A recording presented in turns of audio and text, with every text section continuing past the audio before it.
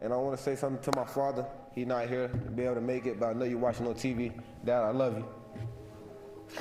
All the stuff you went through, man. I look at your oldest son. I did this for you, man. All the times that you didn't get to see me, when the times you came to see my games, from not seeing probably 2 games in high school to seeing me on TV every weekend and coming to see me, man. That means so much to me. I know you wanted to be here and you can't. But trust me, I got you. I'm bringing the trophy home. I love you.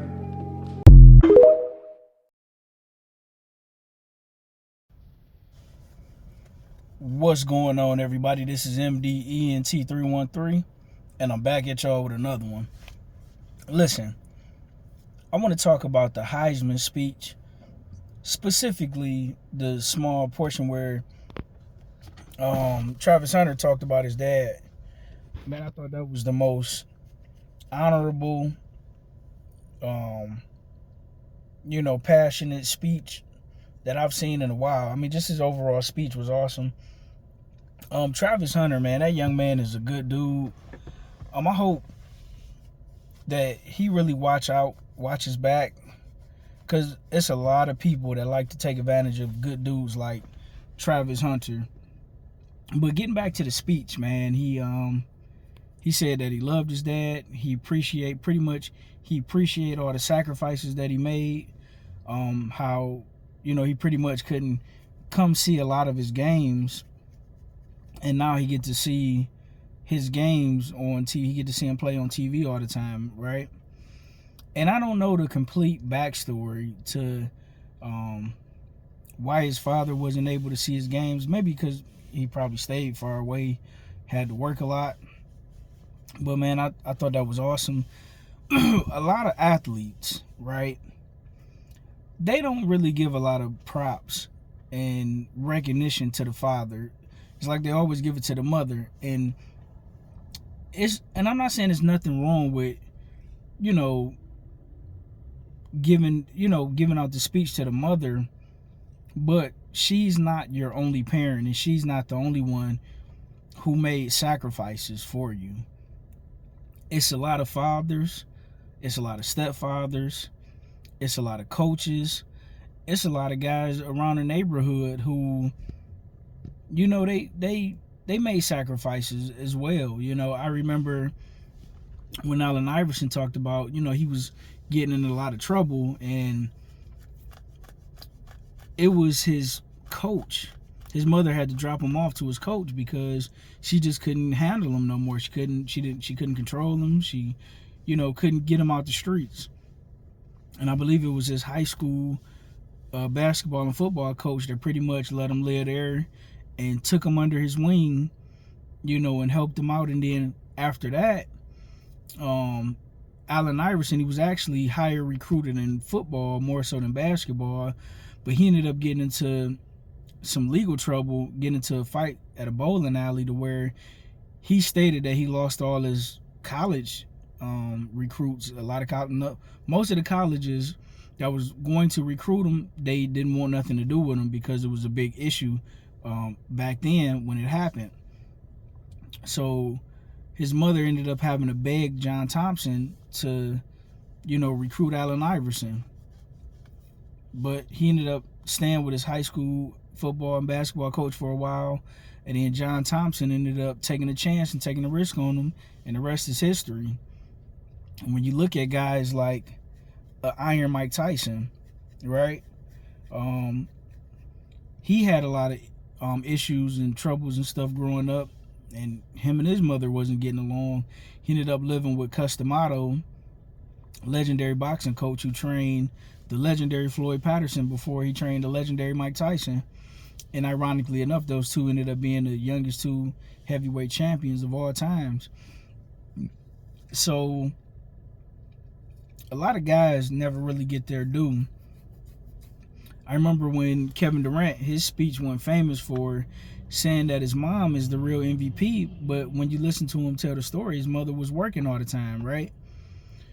And listen, as a parent, I'm a single father. You got to do what you got to do. Unfortunately, sometimes it calls you to work all the time, but one of the issues that I have with a lot of athletes, especially when they're giving their speeches, whether it's the Heisman, the MVP, championship, is they recognize the mother's sacrifice, whatever her sacrifice may be. But a lot of times in our culture, in our community, us as black men, we don't acknowledge our father's sacrifice and what he did for us. You know, that we may not have seen it, but he did behind the scenes, right?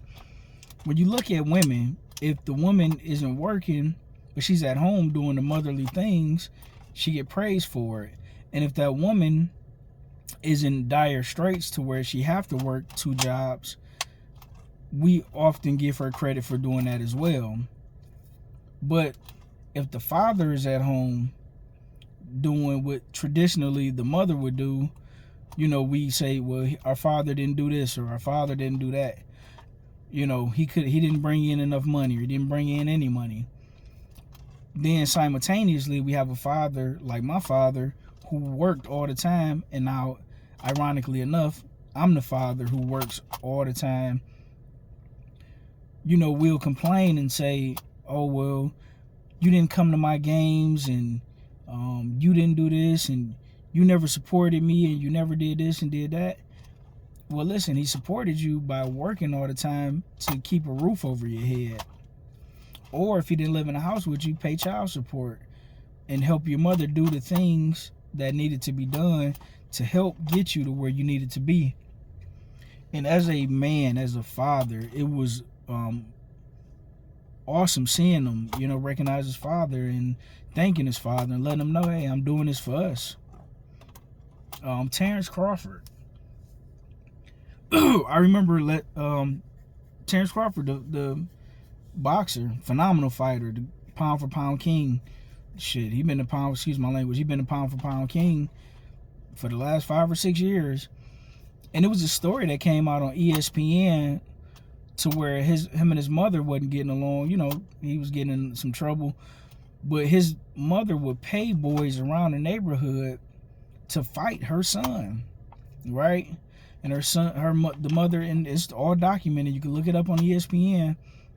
The mother would tell him, you ain't gonna be this, you ain't gonna be that, you ain't gonna be ish. And it was his father who told him, hey, you know you're gonna be a world champion one day.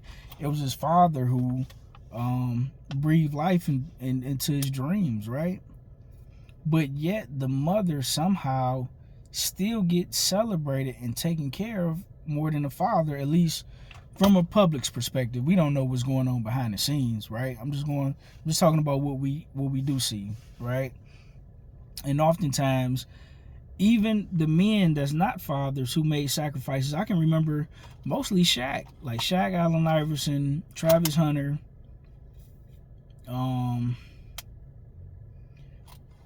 Mike Tyson are like some of the only guys I can remember that give the men in their lives a lot of credit, a lot of just due. Because a lot of times in our community, it's a lot of men behind the scenes that's helping you out, that's doing things for you, that's sacrificing for you, that's keeping you on the straight and narrow so you don't throw your life away or settle into mediocrity like, you know, they did or we did.